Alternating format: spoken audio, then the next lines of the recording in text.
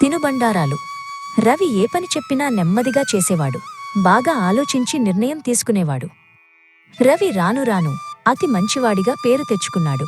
కాని అతని మిత్రులు రవిని కాస్త దూరం పెట్టేవారు. రవి మాత్రం అందరితో కలిసుండాలని ఆరాటపడేవారు. మిత్రులందరూ రవి మంచివాడు కదా అంటూ వాళ్లే ఇష్టారీతిగా తిరిగేవారు.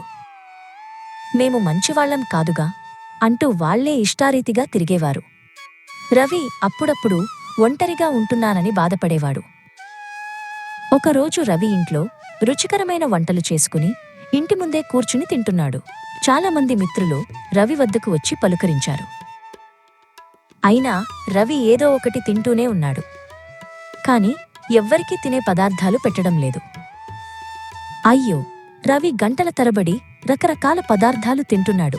కాని తమకు పెట్టలేదని రవి చేసిన పని ఎంతవరకు న్యాయం అంటూ అందరూ కూడా ముచ్చటించసాగారు. అంతలో అక్కడికి వచ్చిన ఒక పెద్ద మనిషి మాట్లాడుతూ, మీరు ప్రతిరోజూ అందరూ కలిసి వెళ్తున్నారు. కాని రవిని తీసుకువెళ్లడం లేదు.